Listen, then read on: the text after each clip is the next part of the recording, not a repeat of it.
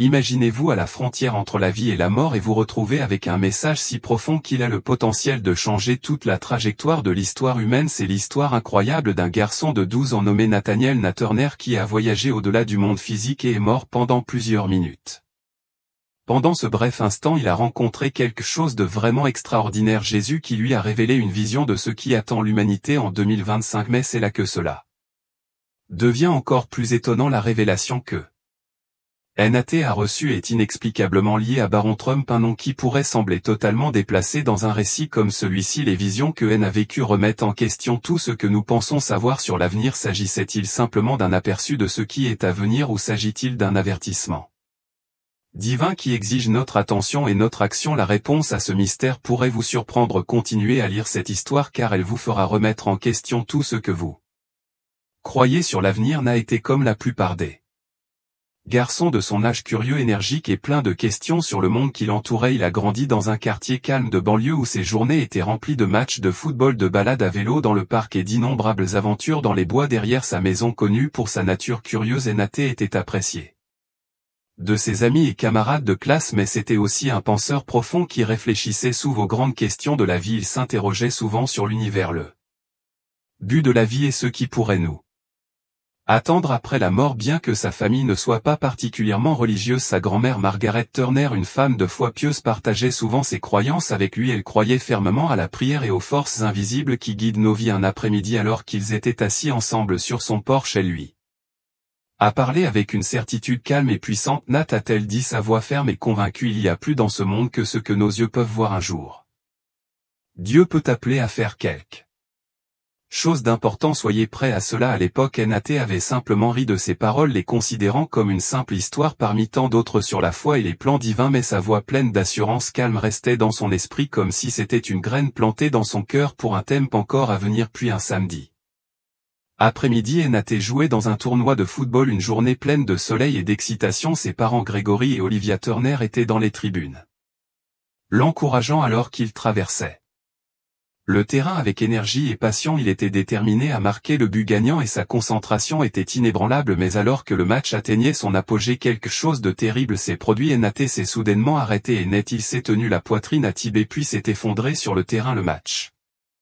s'est arrêté brusquement alors que la foule était figée sous le choc. Les parents se sont précipités sur le terrain et l'entraîneur a crié pour que quelqu'un appelle le 911. Les coéquipiers de Nat, qui étaient déjà très excités quelques instants plus tôt, étaient maintenant incrédules et effrayés. Les ambulanciers sont arrivés rapidement et la scène est rapidement devenue un flou d'urgence et de panique. Les parents de Nat ont regardé avec horreur l'équipe médicale pratiquer la réanimation cardio-pulmonaire, mais il n'y avait aucun signe de vie. Pendant cette minute d'agonie, le cœur de Nat a cessé de battre, son corps est resté immobile. De la vie générale, il avait disparu, mais ces 7 minutes, bien que remplies de peur et d'incertitude, allaient se révéler être les moments les plus marquants de la jeune vie de Nat. Alors que le corps sans vie de Nat gisait sur le lit, il ressentit quelque chose que les mots auraient du mal à décrire. Il le décrivit plus tard comme un profond sentiment de libération, comme si son esprit avait été doucement soulevé de sa forme physique. La douleur, la peur, la confusion au tout a disparu, remplacé par une paix profonde et écrasante. Dana regarda la scène se dérouler sous lui, à son corps soigné par les ambulanciers affolés, ses parents en larmes. Mais alors qu'il observait de ce point de vue éloigné, quelque chose d'incroyable commença à se produire. Le monde autour de lui s'assombrit et il se sentit attiré vers une lumière au loin, quelque chose de bien plus grand que tout ce qu'il avait jamais connu. La lumière l'attira vers l'avant, le rapprochant d'une vérité inconnue mais indéniable. Ce n'était pas n'importe quelle lumière, elle ne ressemblait à rien de ce que Nat avait jamais vu. Elle vibrait de chaleur et d'énergie, irradiant un sentiment de paix qui l'enveloppait entièrement.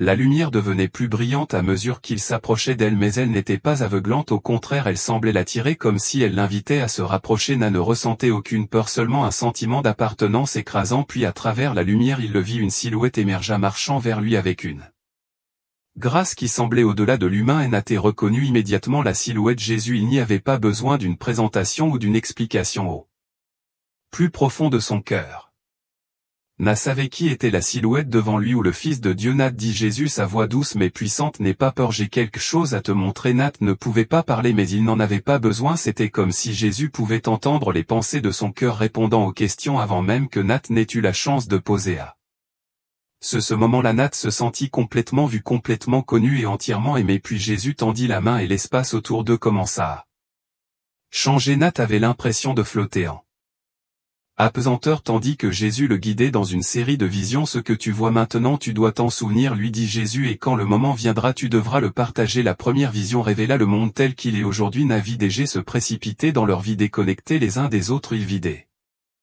familles assises dans la même pièce mais perdues dans leur propre monde regardant des écrans au lieu de se regarder les uns les autres. Ils vivent des villes en proie à des conflits, des gens criant et se battant à cause de leur différence. Partout où il regardait il y avait des divisions politiques, raciales et spirituelles. C'est le monde tel qu'il est, dit Jésus, sa voix teintée à la fois de tristesse et d'espoir. Mais ce n'est pas le monde tel qu'il doit être. La vision changea. Navi des images de catastrophes naturelles, inondations, incendies et tremblements de terre. Il vit des gens fuir leur maison à la recherche de sécurité mais n'en trouvant aucune. Il vit des dirigeants s'adresser à des foules, leurs paroles suscitant à la fois l'espoir et la peur.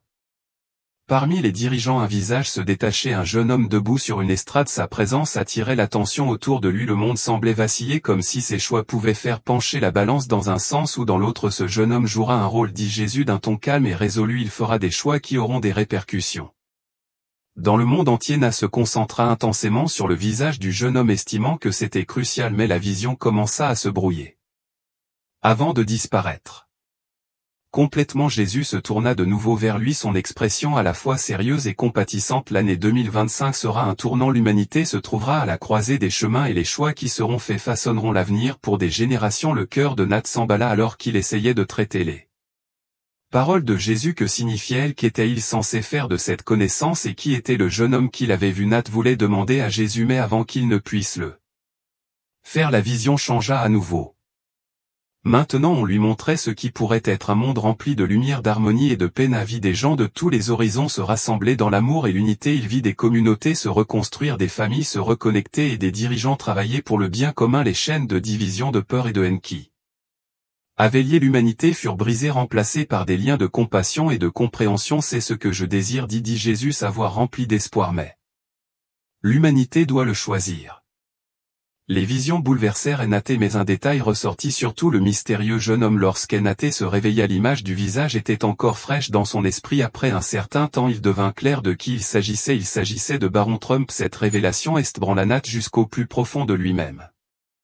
Pourquoi quelqu'un comme Baron Trump jouerait-il un rôle dans le plan divin de Dieu? Quel lien avait-il avec les choix auxquels l'humanité serait confrontée en 2025? Nat n'avait pas encore les réponses, mais une chose était sûr, il avait été choisi pour transmettre ce message et il ferait tout ce qui était en son pouvoir pour partager ce qu'il avait vu. Alors que Enaté s'efforçait de comprendre les visions, l'image du jeune homme ne cessait de refaire surface. Son visage était gravé dans la mémoire de Nat aussi vif que le jour où l'avait vu au début. Enaté pensait que le jeune homme pouvait être une figure symbolique représentant le potentiel d'une nouvelle génération, mais au fil des jours quelque chose d'inattendu se produisit en parcourant les actualités avec son père Gregory Turner. Un soir les yeux de Nat se posèrent sur une photo qu'il arrêta net. Là sur l'écran il y avait le visage de sa vision. C'est lui, murmura Enaté, la voix tremblant. Gregory jeta un coup d'œil à l'écran confus. Et qui? Baron Trump, c'est le plus jeune fils de Donald Trump, dit-il, l'écartant avec désinvolture. Mais pour Enaté ce n'était pas un moment ordinaire. Il savait sans l'ombre d'un doute que Baron Trump était le jeune homme que Jésus lui avait montré. Nat ne comprenait pas pourquoi quelqu'un comme Baron apparaissait dans sa vision. Baron n'était qu'un adolescent, une personnalité privée qui faisait rarement des apparitions publiques. Pourtant Jésus l'avait clairement indiqué, ce jeune homme avait un rôle important à jouer. Mais quel rôle Baron Trump jouerait-il? Était-il destiné à diriger, à guérir ou à diviser? Les questions se bousculaient dans l'esprit de Daniel, mais il n'y avait pas de réponse. Tout ce qu'il savait c'est que l'avenir de Baron Trump était en quelque sorte lié aux événements cruciaux de 2025. Alors que Daniel se débattait avec la signification de sa vision, il ne pouvait se débarrasser du sentiment que sa vie avait été changée à jamais. Lorsqu'il reprit connaissance sur le terrain de football, il haleta comme s'il était en train de renaître. Les premiers visages qu'il vit furent ceux de ses parents Grégory et Olivia, leurs expressions mêlant soulagement et incrédulité autour de lui. Les ambulanciers paramédicaux étaient stupéfaits. Nous pensions l'avoir perdu, dit l'un d'eux à voix basse, mais Daniel ne prêtait pas attention à leurs paroles. Son esprit était encore sous le choc de L'expérience extraordinaire qu'il venait de vivre dans les jours qui suivirent, Daniel essaya d'expliquer sa vision à sa famille. Au début, ses parents étaient sceptiques, l'attribuant à un rêve intense ou aux effets d'un manque d'oxygène, mais alors que Daniel parlait avec une conviction constante, ils commencèrent à voir que ce n'était pas une histoire ordinaire. Il décrivit la lumière, les visions et le puissant message qu'il avait reçu. Le récit de Daniel sur la présence de Jésus et les visions de l'avenir de l'humanité fut livré avec une clarté et une profondeur qui stupéfièrent ses parents, mais ce qui les frappa le plus fut sa mention de Baron Trump. C'est étrange, dit sa mère, les sourcils français, nous n'avons jamais parlé de lui auparavant. Comment peux-tu savoir qui il est? Daniel n'avait aucune explication à part celle que Jésus lui avait donnée. Ce n'est pas à toi de comprendre maintenant, mais quand le moment viendra tu verras bien qu'il ne comprenait pas complètement ce qui s'était passé. Les parents de Daniel décidèrent de le soutenir. Ils l'encouragèrent à écrire tout ce dont il se souvenait, espérant qu'avec le temps la clarté viendrait. Mais pour Daniel, le poids du message semblait écrasant. Comment un enfant de 12 ans pouvait-il porter une vérité aussi importante? Comment les gens réagiraient-ils s'il leur disait la vérité malgré son hésitation initiale? Daniel commença à raconter son histoire. Il commença par sa grand-mère Margaret, la seule personne qu'il connaissait qui le croirait sans poser de questions. Tandis qu'il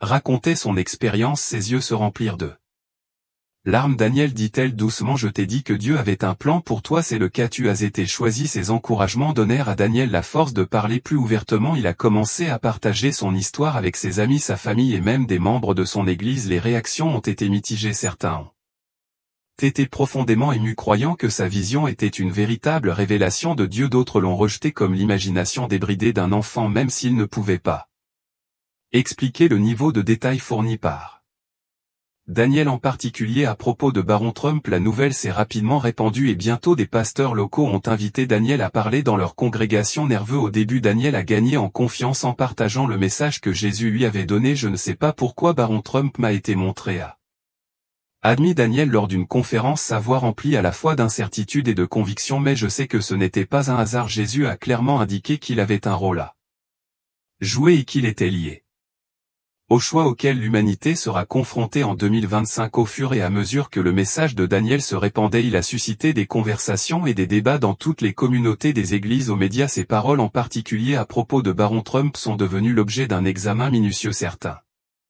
téléspectateurs, captivés par sa sincérité, se sont sentis poussés à réfléchir profondément à leurs propres actions et à l'état du monde, tandis que d'autres le considéraient comme un enfant confus qui s'accroche à des brins de paille. Malgré le scepticisme, Daniel a continué à insister, inébranlable dans sa conviction que sa vision n'était pas seulement pour lui mais pour tout le monde. 2025 est une année de jugement, disait Daniel à ceux qui l'écoutaient, sa voix ferme mais pleine de compassion. C'est une année où l'humanité sera à la croisée des chemins et les choix que nous faisons maintenant résonneront dans le temps. Le débat sur le rôle de Baron Trump dans la vision restait au premier plan. Certains ont spéculé qu'il deviendrait une personnalité puissante, soit un leader politique, soit un symbole d'espoir pour l'avenir. D'autres étaient plus prudents, mettant en garde contre toute interprétation excessive de la mention de son nom. Mais Daniel a refusé de se laisser distraire par le bruit. Il ne s'agit pas de baron ou de politique, a-t-il insisté, il s'agit de l'humanité qui se rassemble. Nous avons tous un rôle à jouer. Au fur et à mesure que son histoire se développait, Daniel commença à recevoir des messages du monde entier. Certains le qualifièrent de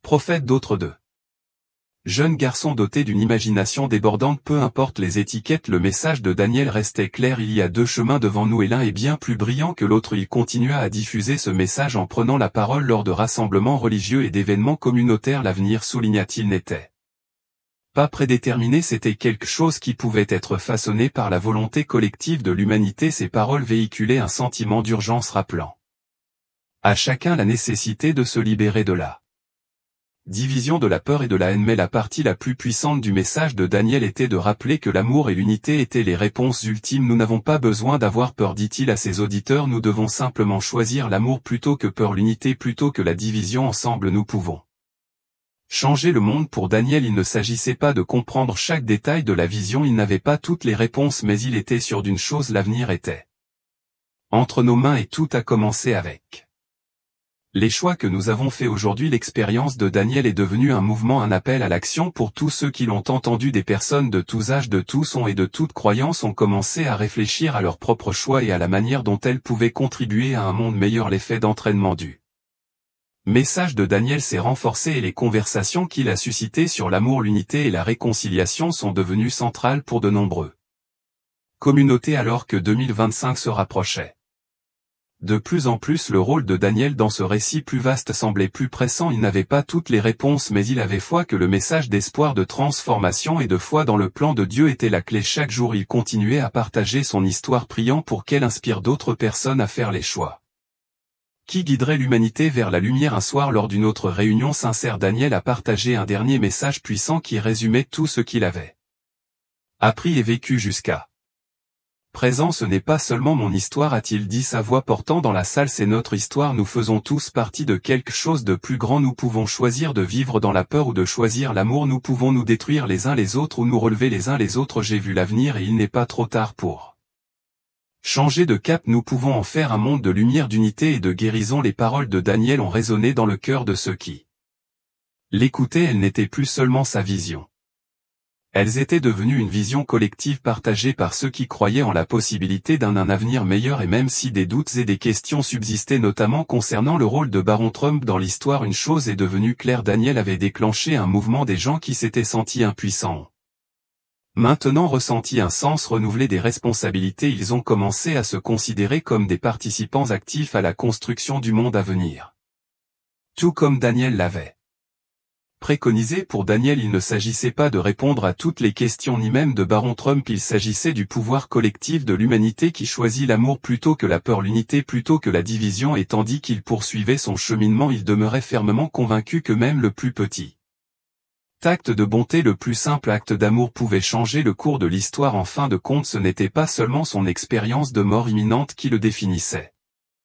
C'était son engagement inébranlable envers le message qui lui avait été donné, un message d'espoir, d'unité et du pouvoir transformateur de la foi. Et avec ce message, Daniel savait que l'avenir, quel qu'il soit, était entre de bonnes mains. La salle se tut tandis que les mots de Daniel flottaient dans l'air. La puissance de son message était indéniable. Il parlait avec une telle conviction qu'on avait l'impression que l'atmosphère elle-même était chargée d'espoir, comme si la possibilité d'un monde meilleur était à portée des mains. Les gens pouvaient sentir le faux de ces mots.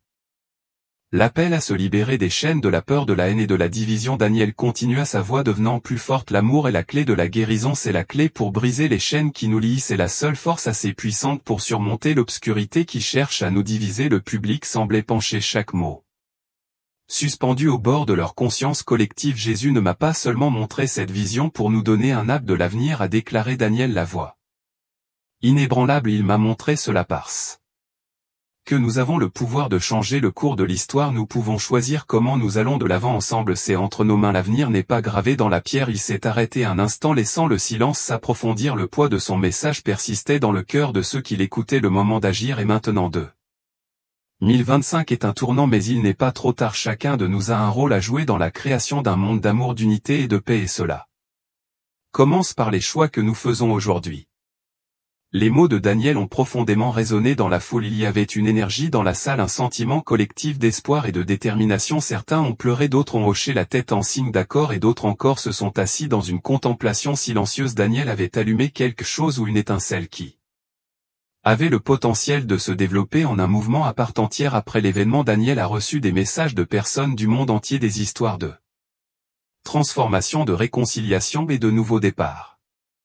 Il était clair que son message n'atteignait pas seulement les cœurs mais qu'il suscitait un véritable changement. Les gens commençaient à voir que l'avenir n'était pas quelque chose qui leur arrivait par hasard mais qu'il était quelque chose qu'ils pouvaient façonner activement par les choix qu'ils faisaient, l'amour qu'ils choisissaient de donner et l'unité qu'ils choisissaient de construire. Malgré le soutien croissant, Daniel est resté ancré. Il a continué à prier pour être guidé, se souvenant toujours de la lumière qu'il avait vue et de la présence de Jésus qu'il avait appelé à partager son message. Le scepticisme qui subsistait encore dans certains cercles ne l'a pas découragé. Il savait que son rôle n'était pas de convaincre tout le monde mais de planter des graines de changement, de croire que Dieu s'occuperait du reste et d'inspirer les autres à atteindre leur objectif. À l'approche de 2025, l'urgence de sa mission n'a fait que s'accentuer. Le monde semblait plus divisé que jamais mais Daniel restait confiant dans le pouvoir de l'amour. C'était une force qui transcendait la politique, la peur et le doute. C'était une force capable de guérir les blessures, de combler les divisions et de conduire l'humanité vers un avenir meilleur. Dans son cœur, Daniel savait que son histoire, ce voyage de foi, d'espoir et de transformation était loin d'être terminé. Elle ne faisait que commencer. Le Message était clair, le pouvoir de changer le monde était entre les mains de chaque individu qui choisissait de marcher dans l'amour et l'unité, et pour Daniel c'était l'espoir qu'il continuerait à partager soit les défis qui l'attendaient. Les répercussions du message de Daniel se sont propagées bien au-delà de cette soirée. Les gens ont commencé à parler de l'événement comme d'un tournant dans leur propre vie, et le mouvement qui avait commencé avec la vision d'un garçon a commencé à prendre vie. Chaque recoin du monde semblait touché par l'invitation à choisir la lumière, à briser les chaînes et à marcher dans l'amour. La communauté que Daniel avait imaginée commençait à se matérialiser. Ce n'était pas seulement un groupe passif d'auditeurs, c'était un mouvement actif et vivant dans les églises, les foyers et les forums en ligne. Les gens partageaient des histoires de guérison, de réconciliation et de transformation. Ils organisaient des événements, tendaient la main à ceux qui étaient encore prisonniers de la peur et du doute, et acceptaient l'appel à agir en tant que force collective pour le bien. Les réseaux sociaux étaient inondés de hashtags tels que #chooslight et #breakimchin, alors que les gens partageaient leur propre cheminement vers la libération de la colère, de la peur et de la division. Chaque publication témoignait de la puissance de l'amour de Dieu pour guérir et unir. Le cœur de Daniel continuait à se gonfler d'émerveillement devant ce que Dieu faisait à travers lui. Il pouvait voir les changements sur les visages de ceux qu'il rencontrait, dans les vies qu'il touchait. Le mouvement ne concernait plus seulement lui, mais la puissance de Dieu agissant à travers chaque individu pour créer quelque chose de beau. Pendant tout cela, Daniel est resté concentré sur le message. Il n'est pas trop tard, rappelait-il à tout le monde. Chaque choix que nous faisons est un pas vers la guérison, vers la lumière. Il ne s'agit pas d'attendre que le monde change, il s'agit de choisir d'être le changement. À l'approche de 2025, l'atmosphère autour du mouvement est devenue encore plus tendue. Les gens commençaient à comprendre l'urgence du message de Daniel. Il reconnaissait que les choix qu'il ferait aujourd'hui, demain et dans les mois à venir détermineraient l'avenir, et les enjeux étaient élevés. Daniel est néanmoins resté humble. Il savait le poids de la responsabilité qui pesait sur lui, mais il savait aussi qu'il ne la portait pas seul. La direction de Dieu était inébranlable, et à chaque pas qu'il faisait, Daniel ressentait l'assurance de sa présence. Il a continué à prendre la parole lors de rassemblements grands et petits, revenant toujours au cœur de son message. Nous avons le pouvoir de choisir la lumière, nous avons le pouvoir de briser les chaînes, et ensemble nous pouvons créer le monde que Dieu nous a montré. Les histoires qui affluaient du monde entier confirmaient que la vision de Daniel avait déclenché quelque chose de profond, un mouvement mondial animé par l'amour, uni dans un but et alimenté par l'espoir que quels que soient les défis à venir, l'humanité pourrait choisir un chemin différent. La route vers 2025 ne se résumait pas à la date sur le calendrier, il s'agissait du chemin que chaque personne entreprenait vers la guérison, le pardon et l'unité, et à mesure que Daniel avançait, il savait que la lumière continuerait à briller, guidant le chemin pour ceux qui étaient prêts à y marcher. En fin de compte, le message de Daniel n'était pas seulement un appel à l'action, c'était un rappel du pouvoir de l'amour et de la lumière pour transformer des vies, des communautés et même le monde. Et à chaque choix d'aimer, à chaque choix de guérir, la vision que Jésus lui avait montrée devenait réalité. Ensemble, ils répondraient à la ensemble. Ils choisiraient la lumière.